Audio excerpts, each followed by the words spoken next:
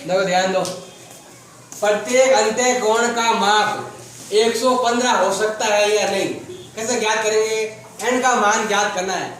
अगर n का मान 10, 15, 6, 7, 8, 9 कैसा भी आया तो हो सकता है। अगर n का मान कैसा है आपके माइनस में आ गया है, भिन्न में आ गया, पॉइंट में आ गया या भाग नहीं जा रहा है तो समझ लो कि ये आपकी प्रत्येक अंत्य कोण नहीं हो सकता। प्रत्येक अंत्य कोण का है, प्रत्येक अंत्य कोण का सूत्र क्या होता है ज्ञात करने का? n-2 इंटू 180 बटा n बराबर ये दे रखा है कितना? 115। इसको इससे गुणा और इसको इससे गुणा तो हो जाएगा n-2 इंटू 180 बराबर हो जाएगा 115n। अब गुणा करो, 180 इंटू n कितना होता है? 180 को गुणा करेंगे 2 से बराबर 115n। पक्षांत करेंगे तो प्लस का इधर ले आओ माइनस का और माइनस को भेज दो प्लस का, तो 180n माइनस इस संख्या को इधर ले आओ तो हो जाएगा माइनस का 115n और ये माइनस का है तो हो जाएगा प्लस का। घटाओ तो होता है आपके 65n बराबर 360। गुणा में है तो हो जाएगा भाग में। n का मान कहलाएगा 360 बटा 65। 65 के इसमें भाग देना। आप संख्या कहो तो इसमें भी 5 का भाग जा रहा है, इसमें भी 5 का भाग जा रहा है तो कितना आया? यहाँ तो आया है आपके 13 और यहाँ आया है आपके कितना? ये भाग दो, 5 का भाग कितना आता है? 5 का भाग इसमें 72 बार जाता है। कितना आया? 72 बटा 13। इसको हल करेंगे तो 13 एकम 13, 13 पंजे कितना होते हैं? 65। पीछे बच गए आपके 7 बटा 13। ये होता है 13.65 में 5 कितना होता है? 65 कितना? 72 होते हैं। क्या है तो फिक्स है क्या? नहीं। क्या लिखेंगे? n का मान क्या लिखोगे? n का मान प्राकृत संख्या में नहीं आया, प्राकृत संख्या में नहीं है। प्राकृत संख्या किसे कहते हैं? जो 1 से स्टार्ट होती है और लाख तक चलती है। मतलब संख्या 1, 2, 3, 5, 7, 8 जो भी संख्या आगे से आगे लगातार सभी संख्याएं क्या कहलाती है? आपके प्राकृत संख्या में नहीं आया।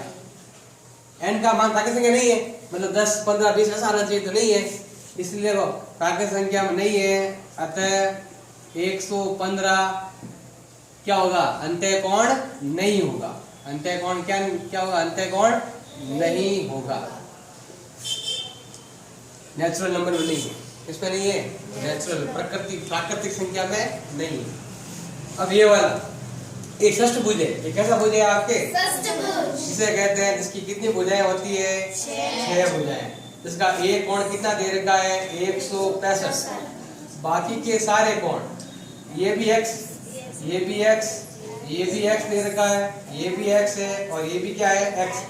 ये कोण तो 165 का है, बाकी के सारे कोण एक ही नाप के, वो किसके हैं? आपके x के। तो हमें ज्ञात करना है x का माप। ये षष्ठ भुज है। षष्ठ भुज के सभी अंत्य कोणों का योग कितना होता है? नहीं याद है? नहीं याद है तो ज्ञात कर लो। अगर नहीं है तो ज्ञात कर लो। कैसे ज्ञात कर दो? तो अंत्य कोणों का योग कैसे ज्ञात करेंगे? देखो ये तो है योग ज्ञात करेंगे सूत्र और ये प्रत्येक कोण ज्ञात करेंगे। क्या लिखोगे? अंत्य कोणों का योग।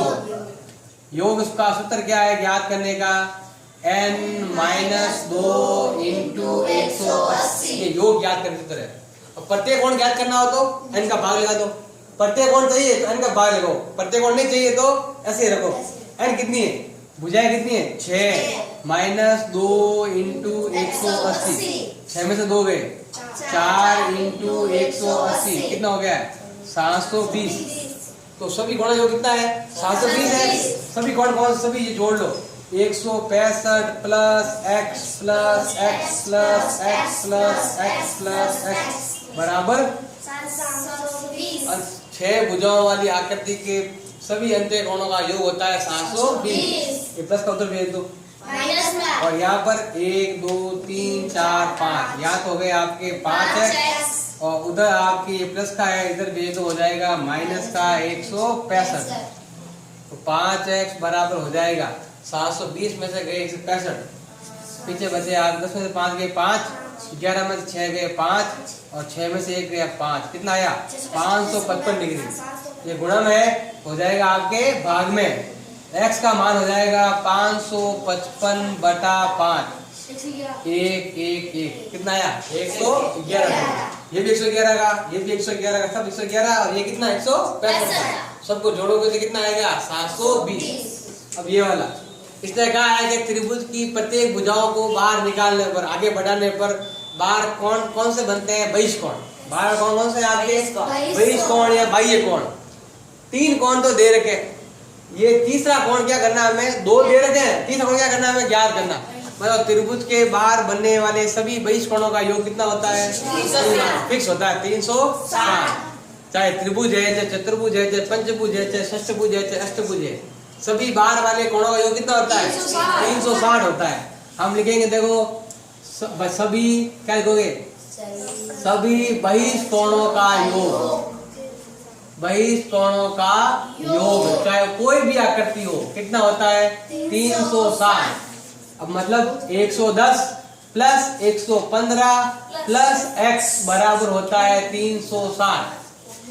दोनों जोड़ कितना होता है? 100 110 कितना होता है आपके? 225 प्लस x बराबर 360 डिग्री। ये प्लस का है, उधर वेरिएबल कितना हो जाएगा आपके? माइनस का। तो x का मान होगा आपके 360 माइनस 225।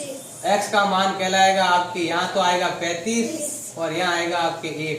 कितना आएगा? 135 डिग्री। ये आ जाएगा आपके तीसरा कोण। अब ये वाला सप्तभुज का है जिसकी 7 भुजाएं बराबर हो। सप्त मतलब 7 भुजाएं बराबर, मतलब ये n कितने है इसमें आपके? 7 है। सप्तभुज का है, सप्तभुज, सप्त मतलब 7। तो भुजाएं कितनी है आपके? 7। उसके सभी अंत्य कोणों का योग क्या कह रहा है? ज्ञात। तो अंत्य कोणों का योग ज्ञात करने का सूत्र क्या है? 180।